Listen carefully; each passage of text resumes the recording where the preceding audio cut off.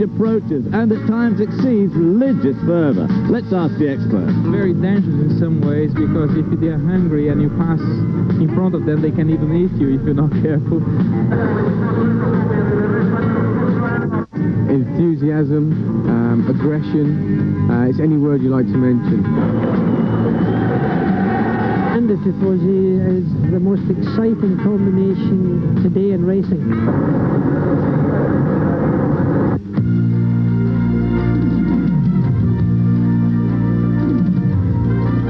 There are many races the Tifosi can journey to in support of their team in Belgium, France, and just 3 hours down the Po Valley in Imola right here in Italy. But for the Tifosi, Monza is a call to the colors. Not the red, white, and green of Italy, of course, but the red and yellow of Ferrari. Hello again, everyone. I'm Bob Barsha. Welcome to Monza. And if Spa in Belgium 2 weeks ago were the most heroic course we see all year long in Formula One, Monza is certainly the most historic. Only the Indianapolis 500 among major world races has been run more often than the Italian Grand Prix, now in its 61st year. And like Indy, Monza is a place with a great attraction for American racing fans. It was here that the only two Formula One world champions from the United States clinched their titles, Phil Hill in 1961 and Mario Andretti in 1978. It is a fascinating place, and who would know more than my regular colleague for Formula One, David Hobbs, a man who incidentally drove a factory 12-cylinder Honda on this racetrack in 1968. A lot has changed in 22 years, David. Don't tell me, Bob. 68's a long time ago. As you say, it's a very historic course, but also one of tragedy. Both those American world champions were won at the expense of their teammates, who were their closest rivals, and both were killed right here on the weekend of the Grand Prix. And 20 years ago this weekend, Jochen Rindt, the great Austrian driver, was also killed here in practice. And of course, he had already accumulated enough points that he went on to win the championship. At 3.6 miles, it's a relatively simple circuit, but all the corners were very, very fast. There are ordinances here that you cannot cut these trees down in this wonderful park, so the corners, instead of slowing them down, they had to put chicanes in. And over the years, since I last raced here, there have been 3 chicanes added on the approach to the Curva Grande, the Lesmo, and the Parabolica. And of course, those chicanes add their own little spice, as Mr. Suzuki found out the other afternoon in practice and qualifying. And of course, the first chicane is the first corner. And one guy who's really want to get in there early on in this race is Alan Prost, who's alongside Ayrton Senna on the front row. Well, we all know if emotion can carry a driver, who the Tifosi will be cheering for. Here are the points coming in. Ayrton Senna leads Prost, that front row for today's race, by just 13 points. And Alain Prost, make no mistake about it, must score a victory very soon. Berger, Boutsen, and Piquet follow. Among the manufacturers, McLaren very close to locking up the title, but once again, the crowd will be with Ferrari here today. It's a perfect day for racing here in Monza, near Lake Como, lying at the feet of the Swiss Alps, a haven for weary city dwellers from Milan and Turin. Today, the home of great racing. ESPN Speed World coverage of the Formula One Grand Prix of Italy is brought to you by Mobil. Mobil One Synthetic Motor Oil. Isn't your car worth the extra protection? Beautiful and historic Autodromo Nazionale di Monza. Race Queen and her court are the object of the photographer's attention right now, but that will shortly switch to our drivers, and here's the way they'll line up for today's 61st running of the Grand Prix of Italy. On the pole for the 49th time in his career, the 7th of the season, Ayrton Senna of Brazil with a dramatic 11th hour run in the McLaren Honda.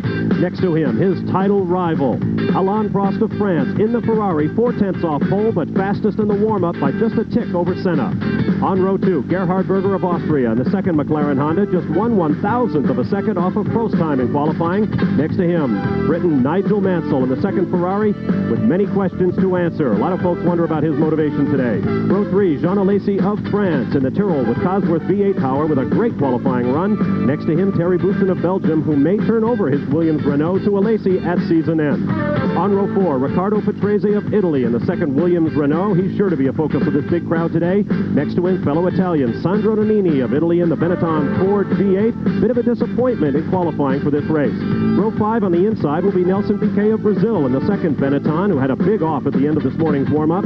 Next to him, Maurizio Gugelmin of Brazil in the Leighton House with Judd Power. His points 2 weeks ago in Spa were his first since the beginning of last season. Row 6 will be Martin Donnelly of Great Britain in the Lotus Lamborghini. They will lose that power at year-end, we have now learned. Next to him, his teammate, Derek Warwick, also of Great Britain, the younger Lotus driver, out qualifying the Elder. Row 7 will be Eric Bernard of France and the LaRousse with Lamborghini 12-cylinder power. That team also will lose the Lamborghini engines this year. Next to him, Satoru Nakajima of Japan in the Tyrrell with Ford Cosworth power and Pirelli tires. Row 8, a pair of Italians, Pierluigi Martini with the Minardi with a Cosworth V8 on the inside, and on the outside, another man a lot of teams are taking a hard look at, Ivan Capelli in the second Leighton House car. The rest of the field will be row 9, Stefano Modena of Italy in the Brabham next to the LaRousse of Aguri Suzuki of Japan. Row 10, Emanuele Pirro of Italy in the Dallara next to the Ligier of Philippe Ayot of France. Row 11, Alex Caffey of Italy in the Arrows next to his teammate Michele Alboreto. Both of them went off the track in the morning warm-up. Row 12 will be Olivier Griard of France in the Osella next to the AGS of Frenchman Yannick Dalmas. In the 13th and final row, Andrea de Cesaris of Italy in the Dallara next to the Ligier of Nicola Larini. Those who missed the cut include Gabriele Tarquini of Italy in the AGS and his countryman Paolo Barilla for the Minardi team, David Brabham of Australia, and Bertrand Gachot of Belgium in the Coloni, also failing to qualify. Those who failed to advance from Friday morning's pre-qualifying session, Roberto Moreno of Brazil, Claudio Langis of Italy, and Bruno Giacomelli of Italy will also not make his home Grand Prix. David, how about a closer look at this Monza racetrack? Well, it's pretty simple, really. No elevation change. 4 proper corners and 3 chicanes, 2 of which are pretty slow, 1 of which is quite a fast one. Since last year, the curbs on those chicanes have been raised to try and deter the drivers from jumping over those curbs. So a tricky but demanding course. We have seen some tremendous launches in practice and qualifying off those curbs. Weather coming in, 78 degrees, a beautiful day here at Monza. Skies are clear, 50% humidity, just a 20% chance of rain, and a 10-mile-an-hour wind blowing at the drivers' backs up the very quick front straightaway. We'll take a quick time out and then come back for 1 reconnaissance lap and then 53 laps of racing here at Monza. Stay with us.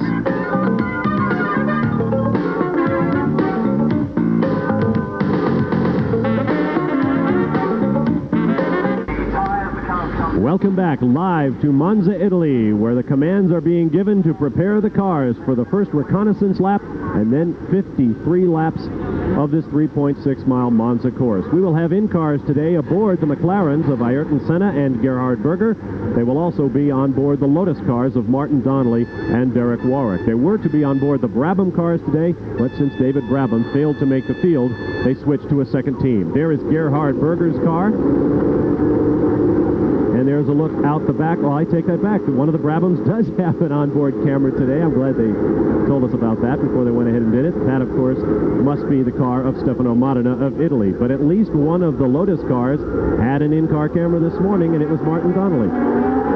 We also have a view of the driver aboard Gerhard Berger's car, so you'll get to see his helmet being buffeted about as the field sets out for its reconnaissance lap. Now let's get down to the pit lane. For last-minute adjustments to the cars, here's John Bizignano.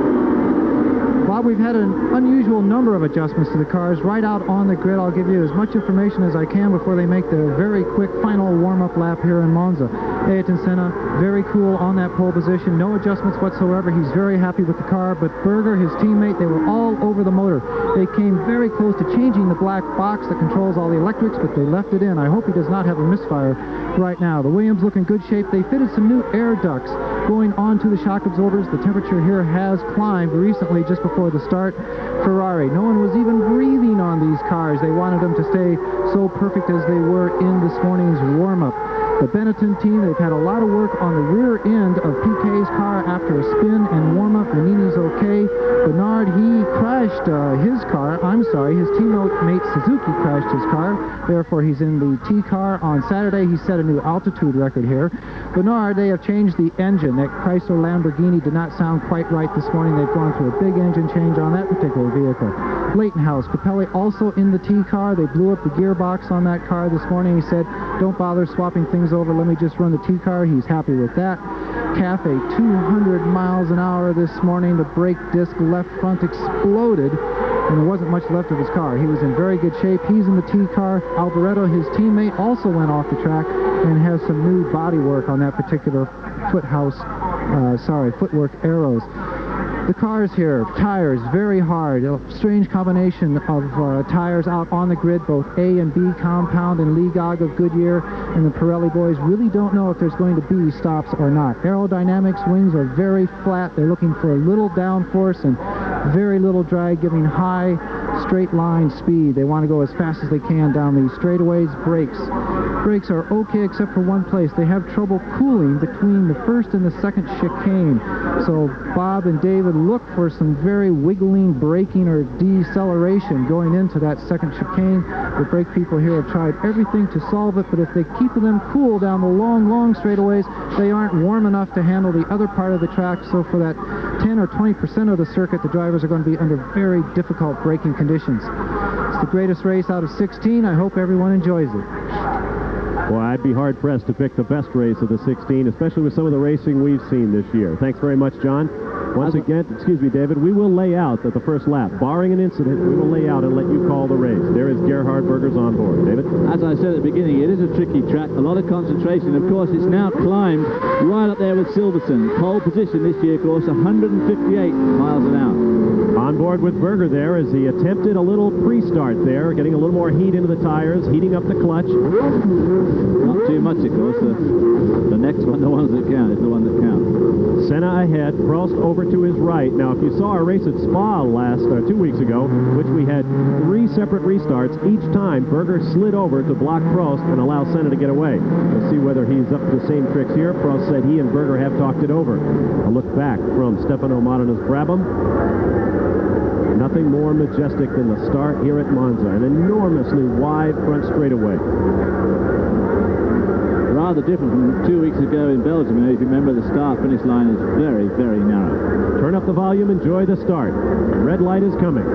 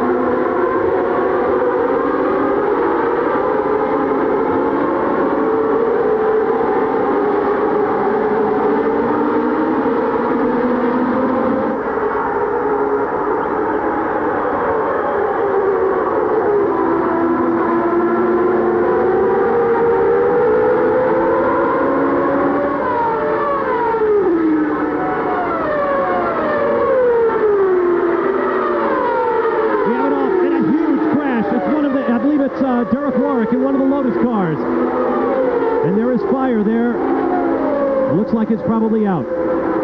Derek Warwick at the Parabolica. You see him scrambling from the car. He appears to be all right, but a phenomenal crash. And he has to be shaken up after something like that. In the Parabolica, tremendous forces as they bring up the revs coming around that corner. Strong right-hand turn. He came off the racetrack and pounded the guardrail. I would say we're almost certainly going to see a red flag here, but oh, we must. There's no way they can get off the Parabolica with that car there.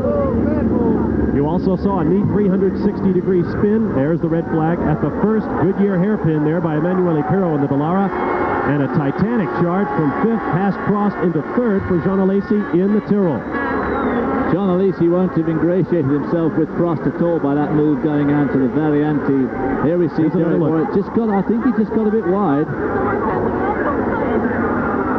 And that shows you the incredible strength. Saw the corner worker diving to the outside. I hope they're all right. Strength of these monocoques, of these Formula One cars.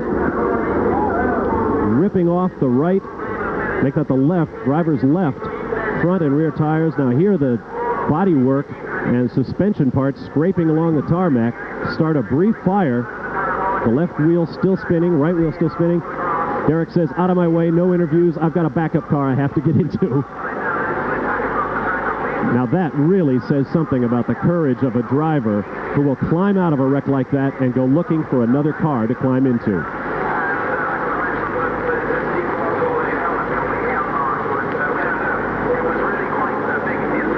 Straight to the Lotus pit and straight into the spare car. We're not sure who it's been set up for this weekend, but he's got a few minutes now to just change the seat adjustment and that sort of thing to make it fit him. Boy, there is a man who deserves some better luck than he has had in over 100 Looking at his helmet to see if it's still okay. While they do that, let's take another look at what happened. Here he comes from the top of your picture. No steering once he's on the grass, and a titanic impact. I hope that corner worker's all right. And, of course, not very far from the track to the rail, just at that particular point. They're in 5th gear there. They've already gone from 4th to 5th on the way up to the gearbox, so it's a very fast bit of track to leave. Well, as Richard Petty always says, I like to run near the wall so that I don't get a great run if I'm going to hit it. You saw what happens when you have time and you don't decrease your speed before you get to that fence. Derek Warwick with a miraculous escape. Lotus not having a good year this year at all. They've lost their engine suppliers as of this weekend, and of course they lost their sponsor 2 races ago, so a pretty bad year one way and another for them. There's another car off, looked like one of the Tyrrells parked there at the bottom of your picture. It is. And so there is plenty of housekeeping before we can get this Monza circuit ready for racing once again. We'll take a quick time out. You're watching live. Join us again from Italy in a moment. Junior, you have maybe sometimes discover what they do. So I think Prost, I would say. Racing against Alain Prost is difficult because he's clever. He knows what you are doing in the car, so that's difficult because you cannot lie. I mean, you cannot doing anything funny because he understood you very, very well. At this moment, it's Senna because he's very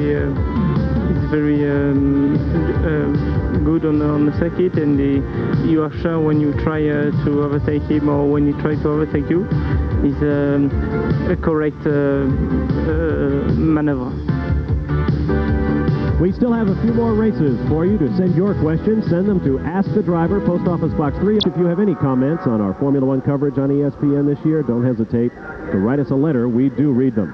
There is Derek Warwick in his replacement Lotus making his way around after he tagged the guardrail here at Monza at unabated speed. Miraculously climbed from the car, ran back to pick up his T-car. Here's another view. There goes Derek at the top of your screen, onto the grass, straight into the guardrail, and pow!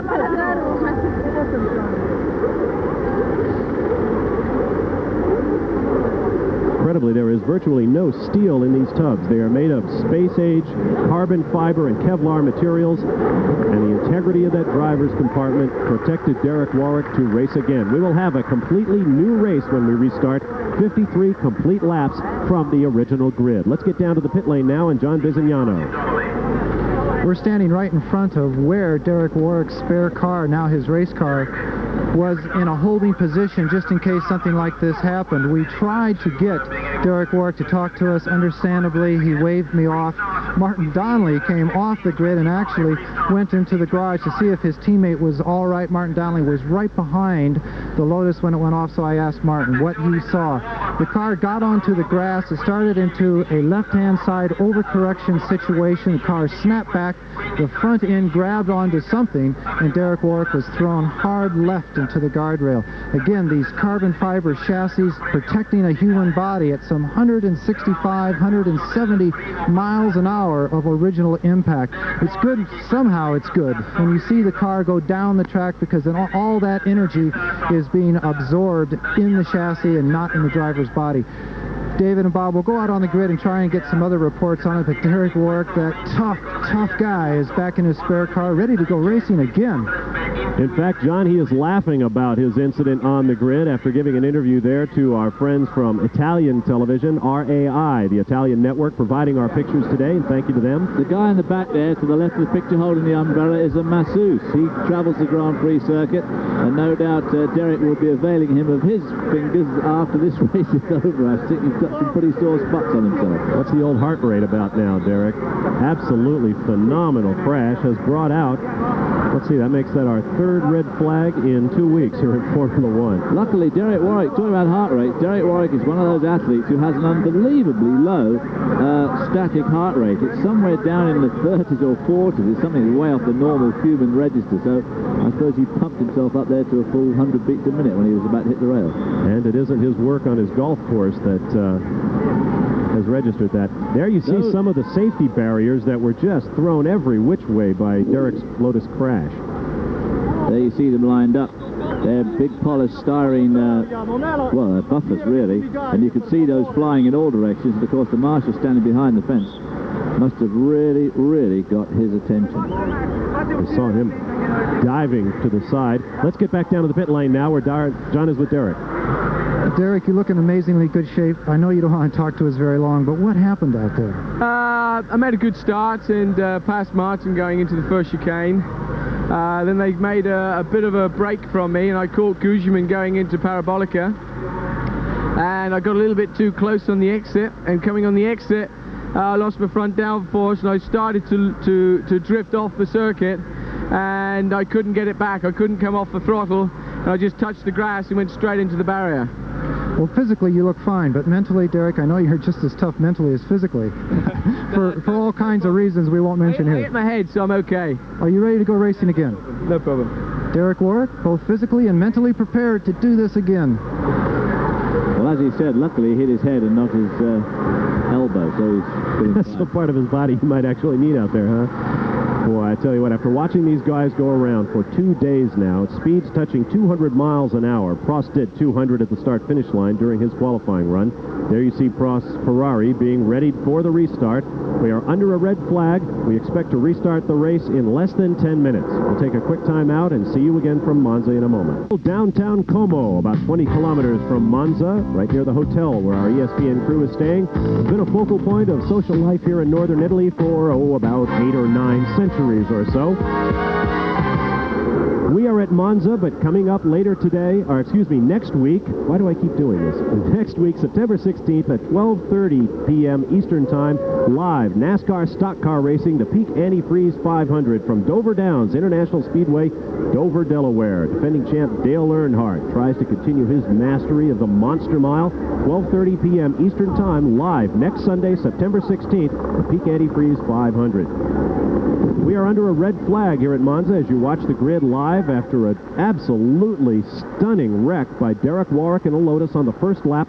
Coming out of the Parabolica turn, there you see Gerhard Berger about to suit up once again. Coming off the Parabolica at something on the order of 160, 170 miles an hour or so. He got two wheels onto the grass and went straight on into the barriers, sending them in every which way. The car flipped over, caught fire briefly, but Derek scrambled out okay and went running for another Lotus. Let's get an update from the pit lane now with John Bizignano.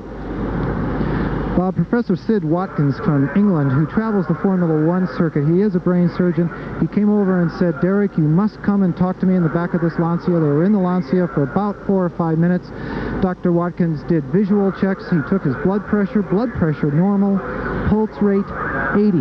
I turned around to Professor Sid and I said, Sid, how can that happen? He says, Derek's blood pressure and pulse right now are more normal than most people who saw the accident.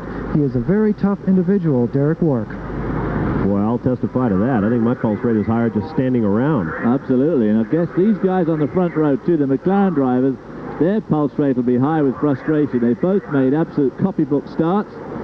Displaced Alan Prost back to third, who got pushed back to fourth by his countryman Jean Alesi, driving an absolute blinding first lap in only V8 power with his long straight. And so they'll be very pissed. They've got to do it all again now, and obviously Gerhard Berger's got more of a job to get alongside Prost than his teammate. But very frustrating for these drivers. What they've done now, 4 starts in the last 2 races. Coming up to 5 starts the last 2 races. Coming up to 5 starts. We've had 3 red flags in 2 weeks here in Formula One. I would imagine Mr. Prost is probably going to have a word, or perhaps already has, with young Mr. Alesi. Of course, rumors are rampant in Formula One about driver and team combinations for 1991, and Alesi is one of the drivers tipped for that second Ferrari seat that Nigel Mansell will be vacating. It is official that Mansell has asked for a release from his 1991 option with Ferrari in order to retire, according to him, and we'll take him at his word.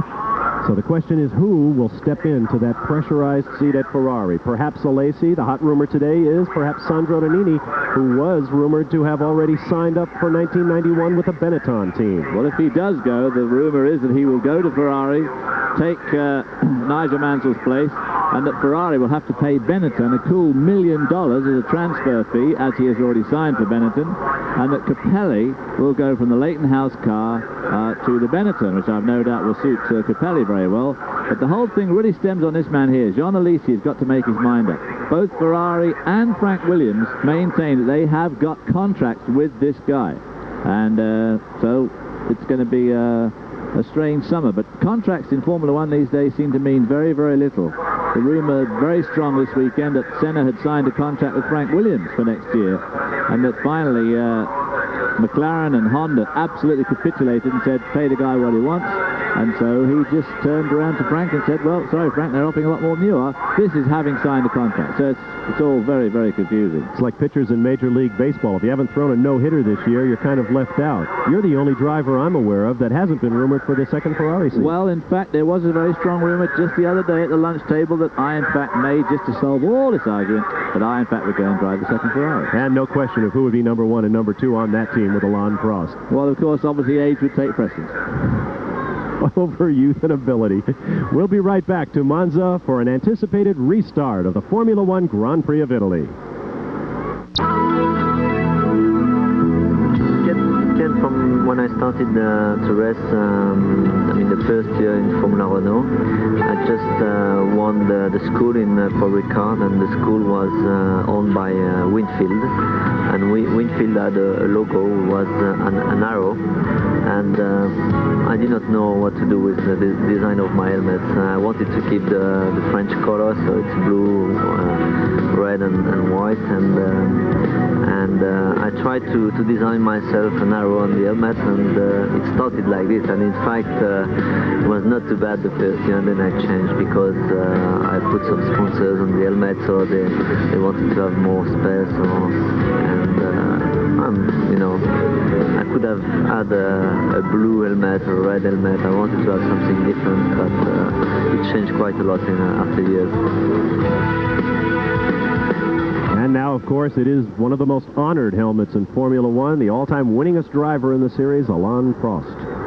Let me correct something I said earlier before I get a phone call from Bob Jenkins and Ned Jarrett, Benny Parsons, and the gang on the NASCAR Tour. The time of the start of the Peak Antifreeze 500 next Sunday is not 12:30, but 12:40 p.m. Eastern Time, live here on ESPN. So if you tune in at 12:30 and you don't see racing, you'll know why. Just hang on for 10 minutes. There is Darth Vader, who is the chief fire marshal here at the Monza circuit.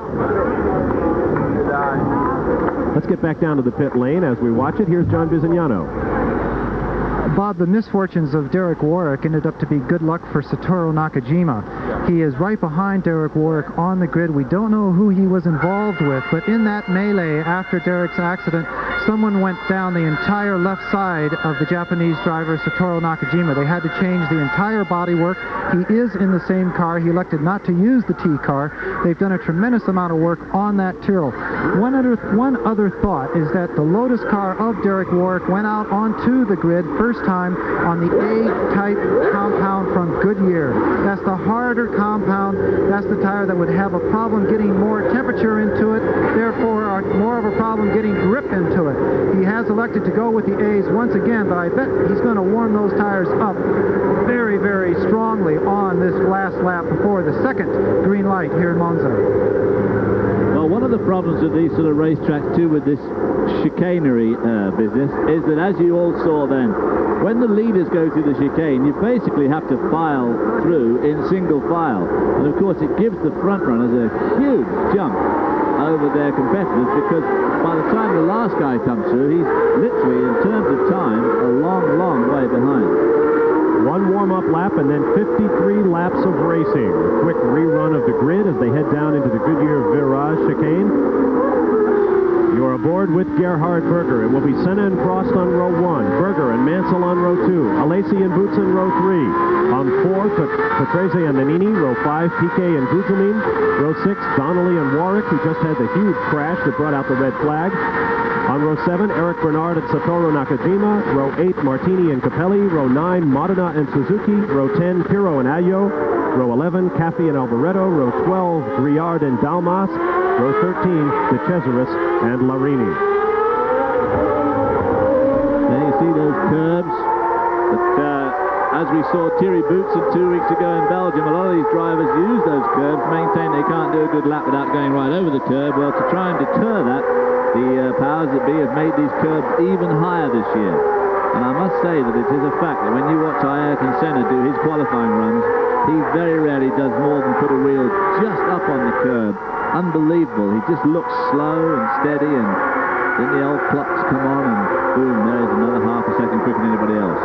He was breathtaking in final qualifying yesterday. Did not get in a complete lap. Said there were problems with his engine, with the chassis in the McLaren Honda. Went out twice, came back twice. With 3 minutes to go in the 1-hour session, Senna went out, turned in 1 lap, dropped the all-time course record here at Monza by a full second, and nipped Alain Prost for the pole. Absolutely breathtaking driving. Although, as you point out, David, not dramatic. Back on board with Gerhard Berger. Trying to get a bit of heat in those tires as he comes down the long straight out of the Ascari, Variante Ascari. That's the Ascari chicane.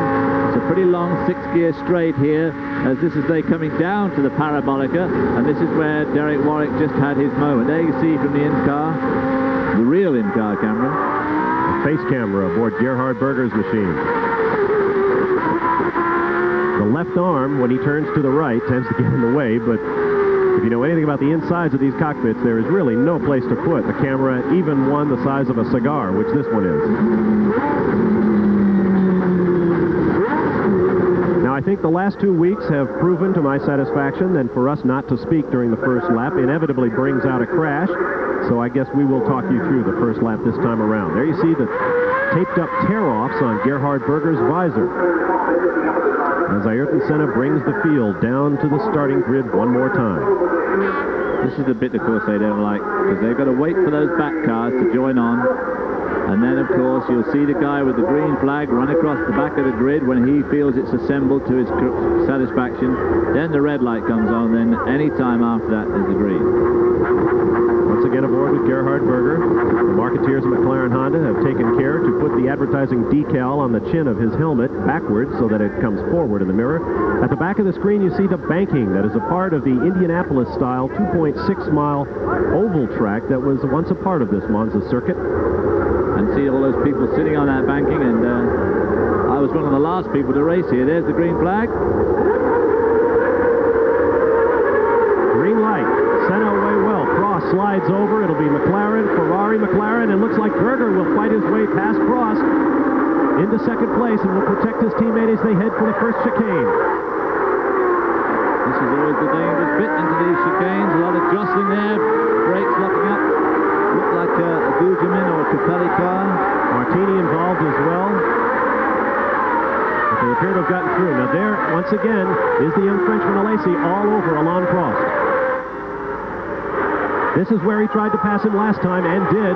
Once again, he will get him going into the chicane de la Roggia. Well, I'm surprised Prost left even that open for him, because the last thing he really wants is him between himself and the two McLarens. Mansell making a better start this time and right up behind his teammate Alain Prost. This is Lesmo, one of the 3 incredibly quick corners on this Monza circuit. Out of Lesmo, Ferrari side by side as Mansell seeks to overtake his teammate Prost. Down now into the Variante, a chicane named for the former world champion Alberto Ascari, who was tragically killed in an accident at this racetrack. Now the long straightaway down to the Parabolica. Coming up on the scene of Derek Warwick's accident, from 195 miles an hour down to about 65 and a sharp right-hander. Which rapidly opens up, as you can see. It gets faster and faster and faster as you exit the corner. All of them using a lot of the road there, getting very close to the edge. Is that Derek Warwick edge going to the picture? I believe that's him in the second one. I think Martin Donnelly is in the first of the 2 Lotuses. Make it Senna, Berger, Alesi, Prost, Mansell, Patrese, Boutsen, Nannini, Piquet, Gugelmin, Donnelly, Bernard, Warwick, and Martini. There is Prost drifting backward from the front 3. And once again, it is amazing that Alesi is a part of that group up front. He has a V8 Cosworth engine. Off-the-shelf Cosworth that has won more than 150 Grand Prix races since the 1960s when it was first introduced. And he's catching up with the two lead McLaren Hondas. On sheer dynamometer figures, there is no way that blue and white car of Alesi should be able to run with the 10-cylinder McLaren Hondas, but there you have it. Almost certainly at least 50 to 60 horsepower down. Berger looks like he's about to give his teammate a run for his money. Down into the chicane, Ascari. Berger, of course, is a guy who's not shown the potential a lot of people thought he would show this year, and no doubt is determined to win one of these races. Of course, I don't suppose Senna will be too pleased if it's at his expense. Somebody goes over the edge, that's again. One of the Williams cars. Alesi had a very strange moment in practice at that point. Put two wheels up on the curb and almost drove the car straight into the guardrail. Heavy braking right here, and they do wait till the last possible instant before braking for the Parabolica. Hard on the accelerator once again. 200 miles an hour across the start-finish line. The 2 laps complete, a 53 planned. It is Senna by a car length from teammate Berger, and right there, Jean Alesi in the blue and white Tyrrell. Then Prost and this man, Nigel Mansell, in the 2 Ferraris. Once again, aboard with Gerhard Berger, and listen to this V10 engine go through the chicane and then build to 13,000 RPM.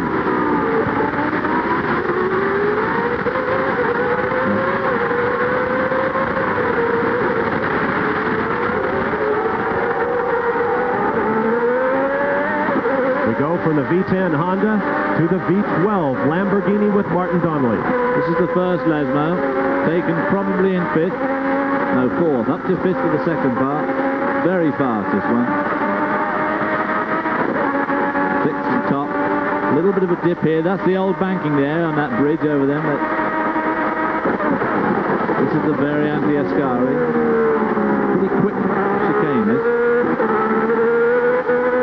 Took a gear right in the middle of it, it seemed like. That's odd. No, they're all, the first part is slower than the second part of all the chicanes here.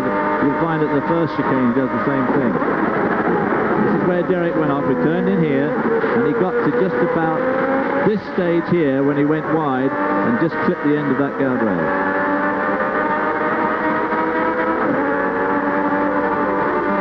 Martin Donnelly's tear off there, flapping in the breeze. Down to the first chicane. There once again is Nigel Mansell, 3 laps complete. Senna by 0.3 of a second over Berger at the start-finish line. Senna, Berger, Alesi, Prost, Mansell, Nannini, Boutsen, Piquet, and Gugelmin. You're watching live the Grand Prix of Italy on ESPN, and we'll be right back.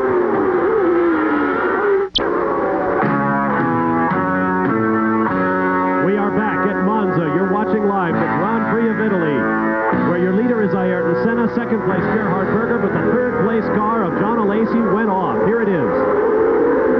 Just went in there into the first chicane, too hot, over the curb, up over the other curb, and only just tagged the barrier, but he's probably stalled the car, and of course there's no way of starting these, there's no onboard starters. So and no push starting is allowed. Oh, what a disappointment for Jean Alesi of France. He was running that car at 0.10 to stay with the McLaren Hondas of these 2 men, Senna in the yellow helmet and Berger wearing the flag of Austria on his. Senna trying to run this race at his pace is being rather harried and flustered by Gerhard Berger. I don't suppose for a minute he wants to get Gerhard Berger around in front of him, but Senna has an uncanny ability to run races at the correct speed for his car and his tyres. And tyres could play a big part in this race. There you see the 2 Williams cars. Patrese making a bit of a tentative blocking move to stop his partner come down. His partner under extreme pressure now from Nelson Piquet in the second Benetton. Here's a good battle. There goes Derek Warwick, followed by Satoru Nakajima and Ivan Capelli in the Leighton House car. Capelli trying to get around Nakajima for a while now. And Bernard right behind him, and I'm sorry, Suzuki right behind him. Here come the Williams cars, followed by Nelson Piquet in the Benetton with some new aerodynamics on that car this year. This is a team that's losing its designer of more than a decade. Rory Byrne will be moving on to a new Formula One team next year. And John Barnard, who worked wonders first at McLaren, then at Ferrari, will take over at Benetton.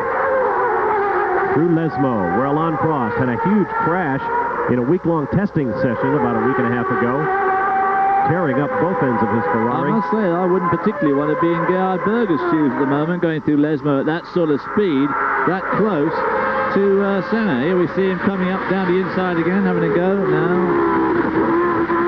You see Senna misses all the curbs, just clips that one. Berger using more curves. And look how Senna drew out a lead through that chicane. And continues to draw away. Drop a few gears, heavy braking, closing up. This is where Berger is tougher on his tires than Senna. Senna brakes a little bit earlier, turns into the corners more gently, takes a more gentle line, and I wouldn't be surprised to see Gerhard Berger stop long before Senna. In fact, he may have to stop as opposed to Senna not stopping at all. John Bizignano mentioned at the top of the show that the tire companies, Goodyear and Pirelli, don't really feel they have a complete handle on whether these teams will be required to stop or not. Another big bang on the curbs there for Berger. Goodyear, for one, has 2 different types of tire construction here, as well as 3 different compounds. So it is really a juggling act to decide which tires to take the entire distance. The qualifiers blistered badly at the left rears on many of these cars.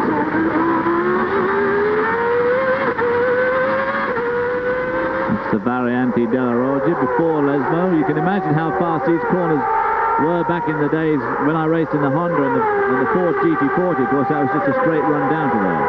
But, of course, we weren't getting as fast as these guys. So. It is uncanny how the officials change the cars, the regulations, and the tracks from year to year, and yet the drivers keep getting faster and faster.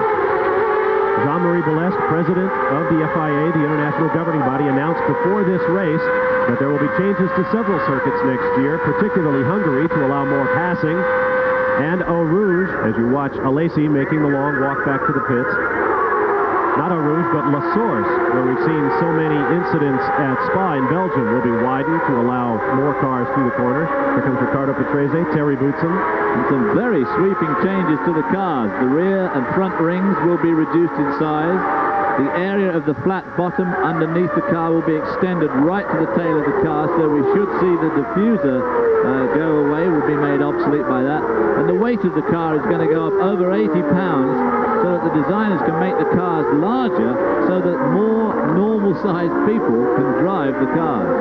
They want the interior dimensions of the cockpit to go up. They're saying that'll make the cars heavier, and so the rules are going to call for the cars to go to 540 kilograms from 505. So it's a pretty good increase. Alain Prost closing in a little bit now on Gerhard Berger. You IndyCar fans will be interested to know that Jean-Marie Balestre has also declared war on the scheduled opener of the kart season at Surfers Paradise, Australia last year. The president says they will go to court to block that race.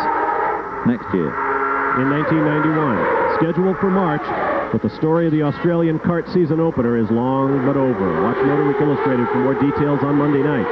Meanwhile, Nigel Mansell, followed by Sandro Nannini in the Benetton, and the 2 Williams cars. Now, this is what we expected out of the Benetton cars in qualifying, running up in the top 4 or 5. Well, Pierluigi Martini has, well, virtually parked it at the chicane. Mansell into the Parabolica. Here comes Nannini. Now Patrese, Boutsen, and Piquet in quick step. Ivan Capelli has gotten around the Lotus of Martin Donnelly.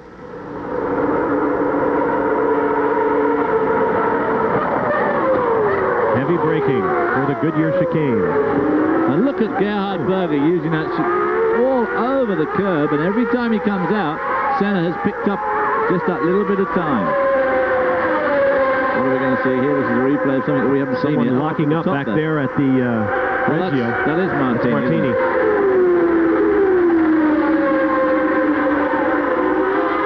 Berger slamming the chicane one more time as he tries to chase down teammate Ayrton Senna. Now with about a half a second lead.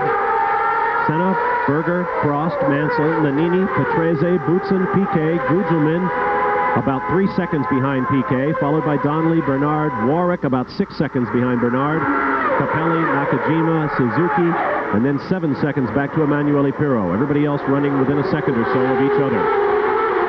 No doubt Alain Prost is sitting back watching this display of curb bashing by Berger, waiting for it to play into his hands. Oh, there we see Martini coming down, badly damaged right rear suspension.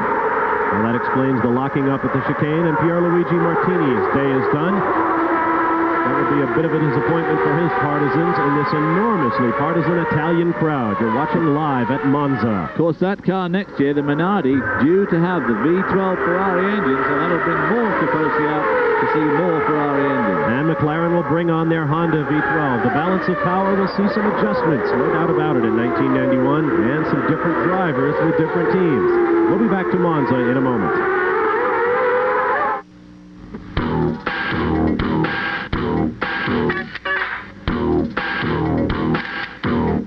Throughout the year here on ESPN, we've been concentrating on some of the motor racing art that is part and parcel of Formula One. These are photographs taken by Kaz Kazmaier from the Detroit area, who covers the sport for Auto Week magazine. We thank him for the opportunity to show you these photos, all shot this weekend here at Monza. Bob Barsha and David Hobbs, glad to have you with us live from Monza, Italy, in round 12 of the Formula One World Championship. Coming up later today, and I do mean today, September 9th at 8 p.m. live, Major League Baseball, the Cardinals and the Cubs. First, Ryan Sandberg having a great year, his second straight 30-homer season. And the Cardinals, led by new manager Joe Torre, at 8 p.m. Eastern Time live. It'll be the Cardinals versus the Cubs, Major League Baseball, Sunday here on ESPN. Up front, the battle is closing. Ayrton Senna with teammate Gerhard Berger right behind him, and then Alain Prost. Then a big gap back to Nigel Mansell. As you see, one of the LaRousse cars out looks like Eric Bernard has climbed out. Hard to miss the LaRousse guys. One of the most colorful uniforms in Formula One. And certainly one of the most colorful cars. Tough break. He was running 11th when he quit. Prost hanging right onto Gerhard Berger there. Berger seems to be quicker. The one place he seems to make ground is after the Lesmos. He might be just a fraction quicker through the Lesmo. He's not as quick through the... Yes, that's Eric Bernard, looking pretty happy with the day, but obviously disappointed, I'm sure. Now, he's a driver many think is at least the equal of Jean Alesi, and perhaps better than Alesi. But such are the fortunes of war in Formula One. Alesi got the opportunity with the better team at Tyrrell and has made the most of it. Alain Prost passed the spot where he went off in testing a week or so ago and smashed his Ferrari. That was then, this is now. He runs third behind Senna and Berger. Then a 5-second gap back to Prost's teammate, Nigel Mansell. Nigel Mansell losing time here quite badly to this leading group. Nannini is actually catching Nigel up slightly, slowly but surely. And then right behind him is Patrese, Boutsen, and Piquet. And I know that Thierry wants to get around Patrese. In the car with Gerhard. Sixth gear. They're doing about 185 into this section here. Down into Parabolica, down to third, straight to fourth, fifth, and sixth gear. There we see this battling trio. That is not a battling trio. That's Jean Alesi explaining what happened to Uncle Ken Tyrrell. Now look here, John, we're all talking like that, but you went in the corner too fast. Well, Cyril, I just try a little harder because I think I get him, huh? Well, you went into the corner too fast. That's my car, isn't it? What are you doing to my car? Ken Tyrrell. I guess he's going to win either way. He's either going to keep Alesi for next year or he's going to get a great big piece of change from somebody. Let's get a comment from John Bizignano concerning the Tyrrell situation from the pit lane. David and Bob, Jean Alesi came by with actually tears in his eyes. One of the bravest, toughest men on this Formula One circuit, certainly one of the quickest. And he had tears running down his eyes. When he went out to the track, Ken Tyrrell did not move towards him.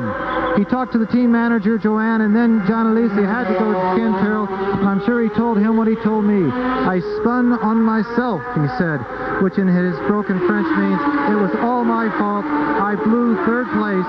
I could have gone faster, and I made a mistake. A very honest, very sad Jean Alesi. Well, Jean Alesi is a young guy who's obviously got great talent, but I think he needs slightly better direction than he's getting from the people that are managing and looking after him, because he has already ruffled a lot of feathers. He's supposed to sign contracts with Williams and with Ferrari. There we see the two McLaren boys really duking it out, and lurking in the background is the professor. Boy, he has to do well here this year.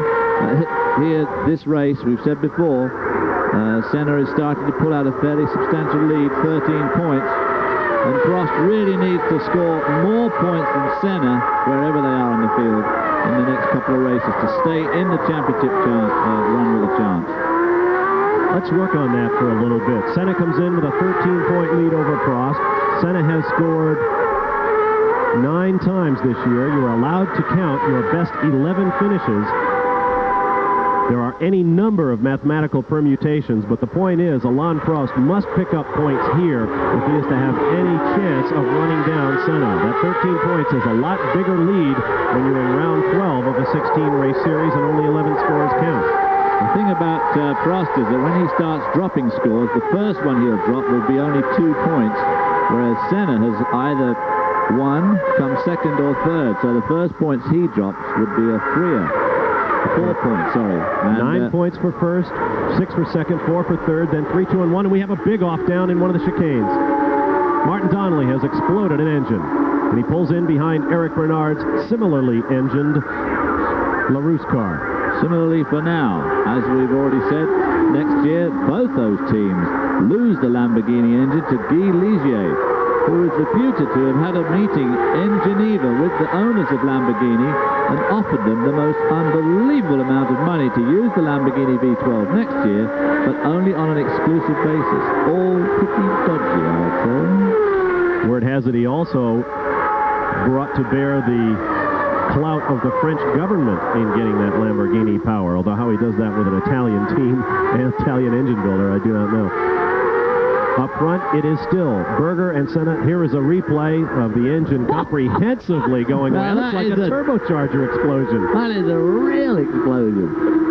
Sacre bleu. Poor old Martin. Martin Donnelly, of course, a man also with great promise, very much the equal of John Alesi in Formula 3000 last year, and Eric Bernard. Those three guys were all very much of an equal sort of skill. And of course, he decided to go and drive for Lotus, and now that could turn out to be a very, very bad thing for him to have done. Ironically, he and Jean Alesi were teammates, and at last year's French Grand Prix, when an opening came up at Lotus, it went to Donnelly over Alesi, which made Alesi very upset with their team owner, Eddie Jordan, who will be joining Formula One next year. So Donnelly took off, driving for Arrows in that case, before moving on to Lotus. Alesi got the Tyrrell nod, and of course the rest is history. He ran 4th in that race. Now the thing is, of course, where's Donnelly going? Well, there are going to be 2 new teams next year. Reynard, as we've heard, Rory Burns going there. Bit of picture break up there from Gerhard's car. And of course, Eddie Jordan himself is going to have a team and is on the lookout for a driver. So there's places to go. I believe there'll be a 3rd new team. A Mexican industrialist was putting together a Lamborghini-powered team. He then disappeared. That team will now be taken over by some Italian businessmen next year. We'll be back to Monza. With 16 of 53 laps complete at the Grand Prix of Italy, your leader is Ayrton Senna over Gerhard Berger, Alain Prost, Nigel Mansell, and Sandro Nannini holding down 6th place. ESPN Speed World coverage of the Formula One Grand Prix of Italy is being brought to you by Acura Automobiles. Experience precision-crafted performance. I'll look down from high above Monza. You see the banking going off to the right. That is the first corner of the Indy-style circuit here at Monza that was, in fact, used for Indianapolis racing in 1957 and 58. Ayrton Senna has just cranked out a lap at a 1:28.1, which is the fastest lap of this race, and I think may well be the lap record for this circuit. We'll have to look it up. No, not the outright lap record. That's still held, one of the few records still held by a turbocharged car. Ayrton Senna himself in a Camel Lotus Honda back in 1987, 126.796. I don't think they'll do that today. There you see that battling trio still duking it out for 7th, 8th, and 9th spot. Those IndyCar races that I mentioned were fascinating. In fact, they still talk about running races Monza style. They didn't want to go 500 miles on that terribly bumpy banking, so they broke the race into 3 segments and invited Formula One drivers to compete against the Indy stars of the day. 1957, Jimmy Bryan came through to win. 1958, Jim Rathman added the Monza 500 to their Indy 500 laurels. In fact, in 1958, Al Dean, who had an Indianapolis winning car, put Juan Manuel Fangio, the 5-time world champion, into his machine because he was told his new Indianapolis driver was too young and inexperienced to come drive here. You know who that was? A.J. Foyt. A.J. Foyt, indeed, was bumped from his car by Fangio. You're seeing the battle for second place between Gerhard Berger and Alain Prost, who is suddenly getting aggressive, as is his style. Wait a little while for things to settle down, and then start picking off people. And, of course, they're starting to get in amongst lap traffic now, which they just went round one of the Ligier cars there, which played into the hands of Ayrton Senna on that particular lap. But, of course, that can be a real swings and roundabouts thing, the traffic. But Prost now giving Berger extremely hard pressure. There you see Nigel Mansell coming into the picture at the top, and behind him is Nannini, who in fact has still stayed at just about 3 seconds behind Mansell. Both of them slipping back out of these three. Now, if you are Alain Prost, what are you thinking? Gerhard Berger has had plenty of misadventures on the track this year, including some problems in passing people. So Alain Prost, I would say, is going to have to be very careful where he picks to take a shot at Gerhard Berger. Prost is, of course, always very careful and is extremely good at overtaking, obviously much quicker through the chicane there than Berger, and one feels that if he gets around him, he will in fact be able to pull away, and the fact is, could he pull away to the point of catching Senna up and pass him and pull away as well? I still think today's race favours the Honda McLaren setup, but I think the next two coming up, Portugal and Spain, I'm convinced that a Ferrari will win at least one of those two races, because the handling of the Ferrari seems to be excellent, and I think part of that is due to Alain Prost, and part of it is due to Steve Nichols, the American engineer who went with Prost from McLaren, and it just can't be coincidence that McLaren's fortunes, their handling has definitely suffered this year, and the Ferrari, on the other hand, having got rid of some of their unreliability problems earlier on with the gearbox and so on, they seem to be a very, very fast car when it comes to handling. As Ayrton Senna continues to pull clear of this battle for second place, let's get more from John Bizignano in the pit lane. Bob, in talking to both Pirelli and Goodyear, we have found out that if there are going to be good pit stops, and I do use the word if, they will come in about the next 5 to 10 laps. We have to update you on who's using what kind of tire. We're talking about the very hard A-type tire. Both Ferraris are on that. One McLaren driven by Berger, and one of the Williams driven by Boutsen. We do have some activity coming up in the Williams pit now. We'll let you know if they come in, of course. The B-type softer compound is Senna in the McLaren and Patrese in the Williams, and both the Benettons and the Arrows are using the B-type compounds. The very hard Pirelli 96 are on the Tyrrells and the Delaris. The medium hard 88 of the Pirellis are on the rest of their field. Williams looks like they're looking very ominously down the circuit along with Ferrari. We could see some action here before midway. I can tell you what they're looking for is Terry Boutsen, John, and he has just parked by the side of the road. Thierry Boutsen out of the race. It'll be interesting if John can get some comments from Thierry, because he was following right behind his teammate Patrese there for a long time, and it could be that his radiator, his engine suffered from overheating problems. Maybe John could try and find out for us from Thierry when he comes back to the pit. Suddenly Berger beginning to draw away from Prost a little bit. It is Senna as we approach the end of lap 20. Senna just having reset fast lap, now down to 128.069, still not in record territory. Berger 2.6 seconds behind. Alain Prost half a second behind Berger. Mansell 4.7 seconds behind Prost in fifth. 3 seconds back to Nannini. 4 seconds further back to Patrese. 2 seconds behind Patrese is Nelson Piquet. Then a big 13-second gap to Maurizio Gugelmin. All by himself, it's another 15 seconds back to his teammate, Yvonne Capelli.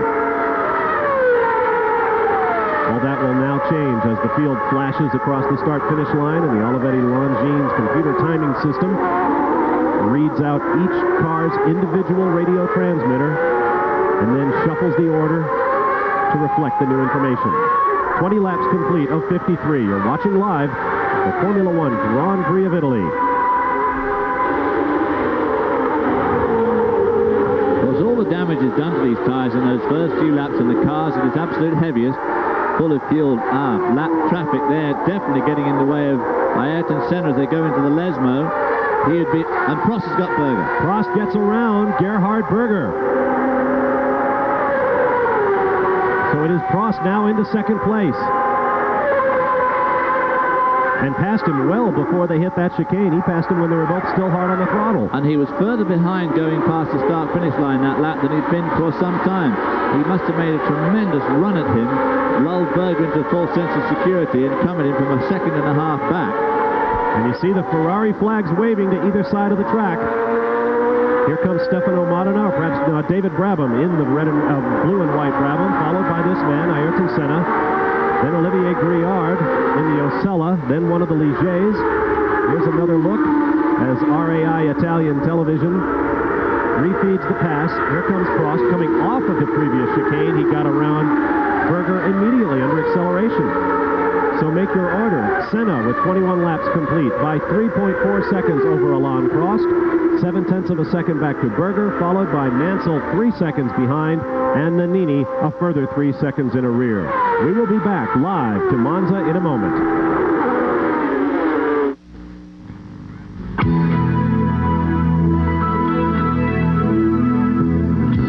Dark blue because I like dark blue. It's my favorite color, and the rest is just colors that I put like that, and I did a design just like that. Nothing, no inspiration from anything. I always thought that was a black helmet, not a dark blue one. Why didn't you correct me on that, David? You used to drive with Terry. I did indeed. He never told me that dark blue is his favorite color. I bought him dark blue presents.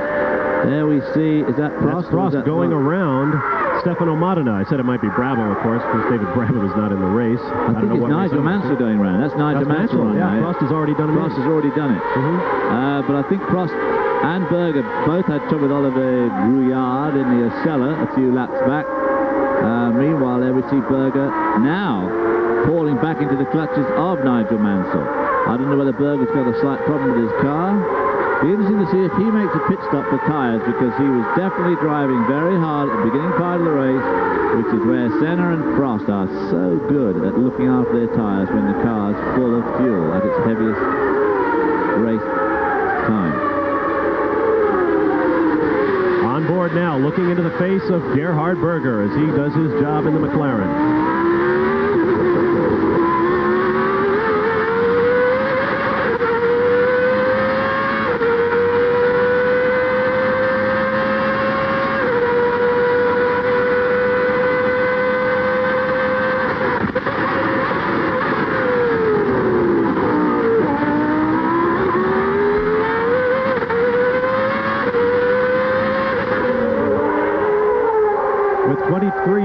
Complete. It is Senna by 5.3 seconds over Alain Prost, but there is no longer lap traffic between them. There goes Nigel Mansell out of Lesmo. There is Senna. I beg your pardon, there is a lap car. That's Andrea de Cesaris in the Dallara. There is Alain Prost.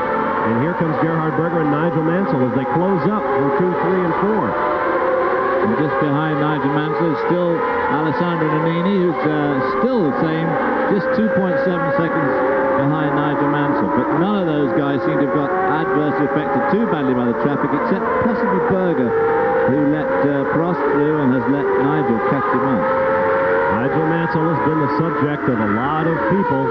He was brought down to Modena. In fact, he was asked to come down and showed up with his lawyers following the race in Belgium to explain why he dropped out of that race with what appeared to be a very serviceable car. Stefano Modena in the pits, and John is there. Stefano Modena wanted to do better in the Italian Grand Prix than any other event on the championship trail. He went by here once with a very, very sick-sounding Judd V8 engine. It has become terminal, I believe. They have changed the black box. They are plugging in the computer at this time. The bodywork is being moved away from the car. I've gotten as close as I can. No one wants to talk right now, but we will come back with the exact problem as soon as it's known. Stefano Modena spending an extended period of time in the Monza pits. Well, you saw him waving one finger in the air. That means he wanted him to crank that engine. But the Brabham team will apparently hold Stefano Modena where he is. And here is Maurizio Gugelmin climbing out of the Leighton House car. That's a shame. Gugelmin was up to 8th spot. Scored some points just a couple of weeks ago in Spa, and Nigel goes down the inside of the Cesaris. Prost takes the Cesaris, followed by Berger and this man, Nigel Mansell. Nigel made an interesting comment to our statistician Dan Knutson earlier this week, telling him that he had a very interesting offer from the United States to go racing in 1991. But he was, in fact, put on the carpet in Maranello, and they asked him why he had pulled out of the race in Belgium, because they maintained the car measured up, looked perfectly fine to them, whereas he had described it as having lethal oversteer. So I don't know, but apparently they all came out as friends again, and getting their contract difficulties resolved. Interesting to note that Nigel is still the overwhelming favorite of this crowd of nearly 250,000 here in Monza. His face is on the posters. All of the signs say, "We love you, Nigel," and that's a little interesting because Ferrari is notorious for turning on its number 2 driver, or particularly a driver who doesn't appear to be giving his all. The fans obviously don't believe a word of it. Well, not only did Ferrari turn on them, but the fans do as well. This is the unbelievable thing, is that the Italian press get hold of them, and before you know where you are, the guy that was in this week is definitely not the flavour of the week next. But Nigel seems to be fighting the trend here. The management seems to have turned a bit against him, and he against the management, but the crowd still love Nigel. And Nigel pulls up now on Andrea De Cesaris. Flashes out as they go under the old banking. That's under the Renault, over the Renault bridge. There's the old banking. Through the Variante Ascari, as you can see, it's a pretty quick exit in 4th gear, up to 5th and 6th, down this straight into the Parabolica. Here is Gerhard Berger actually catching up with Alan Prost again, I think. Right at this point on the track is where a wreath hangs on the fence, placed there by fans in memory of Jochen Rindt. As David mentioned, was killed in a practice accident in a Lotus 20 years ago. The only posthumous world champion. Right at that spot on the approach to the Parabolica.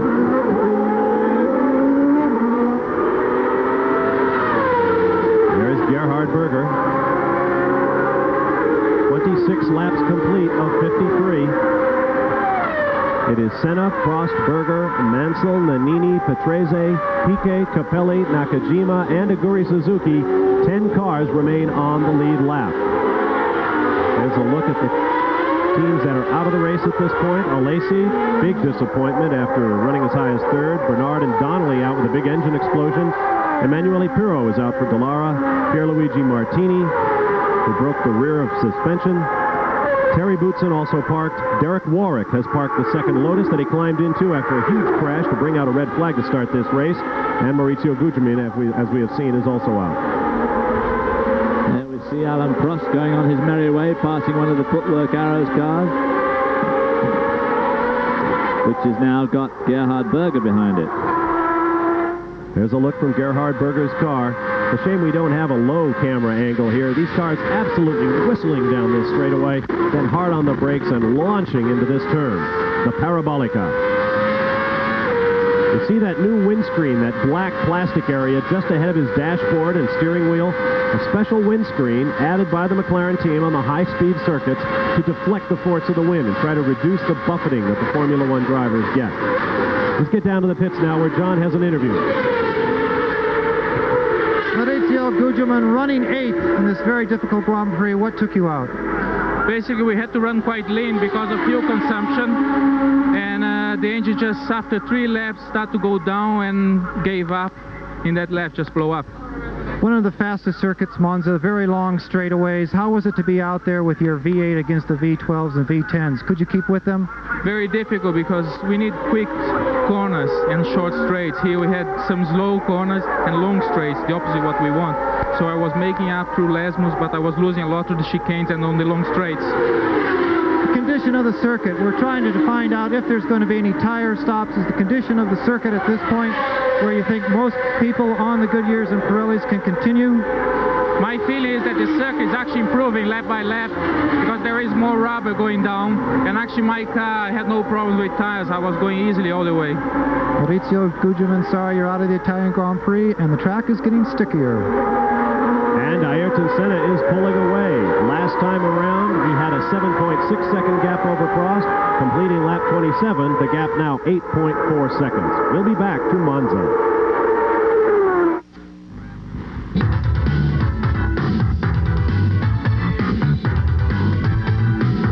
Aerodynamics are all the rage in Formula One. Here's John with the track. When the TV camera catches a Formula One car rapidly disappearing, you may see somewhat of an exotic form right here at the bottom of the car.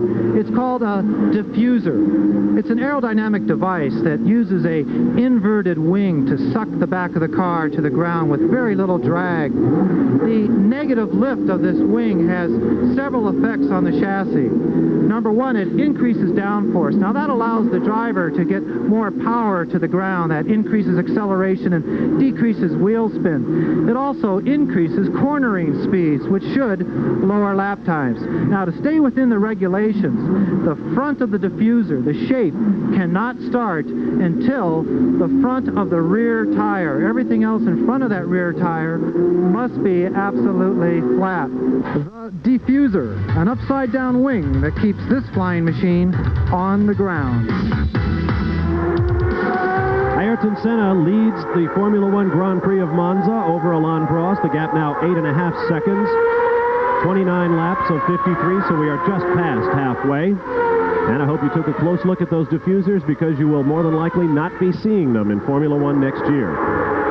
New rules announced today are that the flat bottom of the car will in fact go from the front of the front wheel instead of the rear of the front wheel, and will go to the back of the car, to the back of the bodywork. So there should be no bodywork underneath the car that is not flat. Now, there's no doubt going to be some pretty weird interpretations put on what's flat and what's bodywork and so on, but basically they're trying to cut down on downforce and cut down on cornering speed. These cars just go faster and faster and faster. With 29 laps complete, 10 cars remain on the lead lap. 16 cars remain of the 26 starters. Let's get down to the pit lane quickly, and John Bizignano once again. Terry, unfortunately, we've done this twice in a row now. What took you out of the Italian Grand Prix? Well, this time it was joined on the right rear suspension that broke, and the car was on 3 wheels, basically. I was told that you were very close to your teammate for a lot of the race. Were the temperatures going up? Were you having trouble keeping things cool, besides yourself, that is? I had no problem at all with the car. I was much faster than him, but he was blocking me a little bit, and behind him there was a lot of turbulences from the air, and it's very difficult to catch him. I was waiting for him to make a slight mistake so I could go by and then disappear, but it didn't happen until I retired, so it was for me a very, very disappointing race. Terry Boutsen frustrated with both his position and running in the race, and of course your DNF. Very sorry, Terry. Thank you very much. And Thierry is more than disappointed in just this one race. Thierry Boutsen feels that he is getting a pretty raw deal from Frank Williams. He maintains that Frank Williams only just passes the time of day. Williams sort of tells him the program for the day and carries on. He maintains he's got a very good relationship with the engineers and the mechanics, but his relationship with Frank is going downhill, and it's not helped by the fact that Frank has made it quite clear that he's not particularly interested in having Thierry drive for him next year. And he's trying for everybody else, and unfortunately everybody else he tries for decides to go and drive somewhere else. What does that tell you? Frank is going to end up, at the moment, he's going to end up with a guy drive for him who doesn't really want to do it in the end. Let's get down to the pit lane for more from John. Well, David, I have to make a comment on what you said. The only thing Terry Boutsen asked me to please not say or ask during that interview was anything about his 1991 plans. Terry Boutsen, of course, has won several Grand Prix for Frank Williams, but he does feel that he is not being treated as equal #1 driver at this time, and he certainly didn't want to comment on off the cup to ESPN at this time. Well, thanks a lot, Terry. Interesting to note that in the last few years, Terry Boutsen has won 3 races. Larry Nigel has won 1 or 2, and Gerhard Berger has won 1, someone pointed out. Right. Well, obviously these drivers don't like to wear their dirty linen in public, but on the other hand, it does happen all the time. And of course, obviously, you have to take the rough with the smooth in this game. But I guess the feelings between him and Frank are not as good as they should be. And I've no doubt that he was peeved with Patrese, because I feel convinced, just looking at the pictures, that he would have got around Patrese, he would have gone away. Excuse me, Andrea De Cesaris going through your picture. Here comes one of the Ligier cars. No doubt Nicola Lorini, because our Italian director had a notion to put him on the screen before he was told to get back up front. Alain Prost, Gerhard Berger. With 32 laps complete, there are now 9 cars left on the lead lap. Senna, Prost, Berger, Mansell, Patrese, Capelli, Nannini, Nakajima, and Suzuki. Nelson Piquet has dropped back to 10th, followed by Caffey, Alboreto, De Cesaris, Lorini, Ayot, and Griard. The only cars still in the race. Alain Prost holds the last fast lap right now, just set at 1 minute 27.289 seconds. I wonder what happened to Nelson Piquet. He was going very well at the beginning of the race, and was extremely quick yesterday afternoon. I wonder if he's had a pit stop that we haven't spotted. He has, in fact, had a pit stop. Perhaps John knows. John, what's cooking in the pit lane? Bob, Nelson came in very quickly. I'm sorry we couldn't get to him. His left rear tire was totally blistered, and actually the Goodyear people are looking at it right now, pointing to a bit of a large hole in the center of it. It looks like Nelson picked up some debris. The outside sidewall is totally shredded on the car and on the tire, excuse me, and the tire is flat.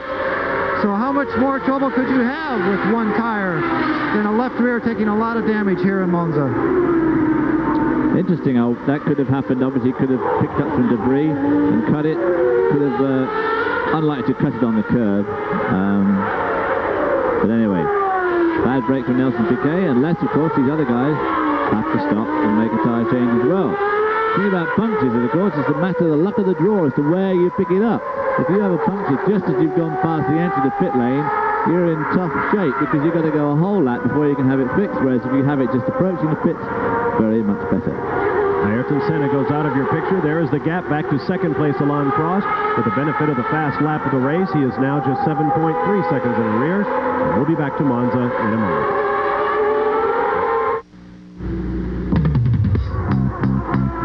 Coming to you live from Monza, Italy. It's the Speed World Formula One Grand Prix of Italy. Bob Barcia, David Hobbs, and John Bisignano with you. There is Gerhard Berger circulating in third place in the McLaren Honda, 3.5 seconds behind Alain Prost. Up front, Ayrton Senna just going out of your picture, and Alain Prost just coming into it, have just traded fast laps. Senna set it, Prost reset it, and now Senna has come around and reset it once again. It is now 1:27.019 seconds. The gap 7.2 seconds back to Prost in second. Gerhard Berger 3.5 seconds behind Prost in third. Looking down from high above Monza, there is your leader coming into the Curva della Roggia. Let's get a pit lane update now from John Bisignano.